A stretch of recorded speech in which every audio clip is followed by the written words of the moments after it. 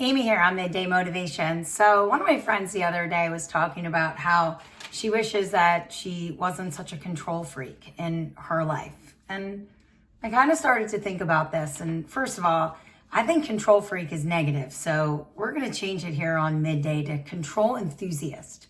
We're going to call it a control enthusiast. And I personally don't think being a control enthusiast is a bad thing. I think it's a good thing. I think being a control enthusiast means that you're taking ownership of your life, your actions, your thoughts, the outcomes that you're left with. Like, there's nothing wrong with being in control of your thoughts, your actions, and the direction that your life takes. Being a control enthusiast, like, you don't wait for things to happen, you make things happen, and you don't blame circumstances or make excuses. You rise above them and you own them. You take ownership for that. And I think that, being a control enthusiast, like, you don't let emotions dictate your day. You manage your response to the day and you own your mindset.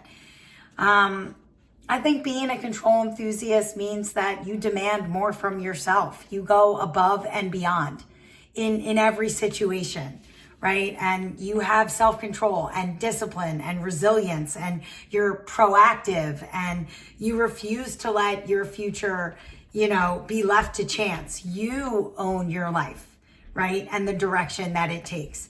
I think all this is good stuff. Don't let people call you a control freak and make you feel bad about that. There's nothing to feel bad about when I think we all need to shift to that control enthusiast mindset. And so, I think everybody needs to take control of their life and take ownership of their life.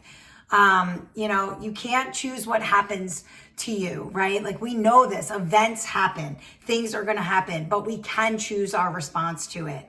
So breathe, press pause, right? Respond with intention. Focus on what you can control the controllables, right? You can control your attitude, your effort, your energy, your preparation, and again, your reaction and your response. Be intentional, right? Be in charge of your emotions. Okay?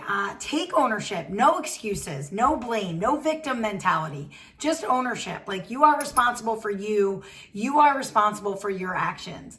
I do believe that control enthusiasts, like, they don't see failure as final. They see it as, okay, what can I get from this? And what's the feedback? And how do I need to adjust, right? And self-control is a habit. Right? It is something that you need to practice every day. If you practice it every day, you will make it stronger, right? Self-control, like, do the little things, like, how can I control my responses to people today in a more positive way? How can I be intentional with my time today, with my actions, with my words, right? Little things that you do. Set little goals for yourself of self-control, of what you're going to do, in that day. I promise you, if you practice it, it will get stronger, right? And if you do this, you start to realize, well, I don't just have control. I am in control, right? And then it changes everything, because obviously we know that you can't control others and you can't control the world, but you can own your world. You can rule your world, right? You can own your responses, own your choices, own your actions, right? They're your actions. Steer your ship. Choose discipline over drama, response over reaction, purpose over pressure, right? These are all choices. You need to be in control of your choices. Be the kind of person who cannot be shaken. Be in control of you. Okay? You're not built on circumstance. You are built on choice.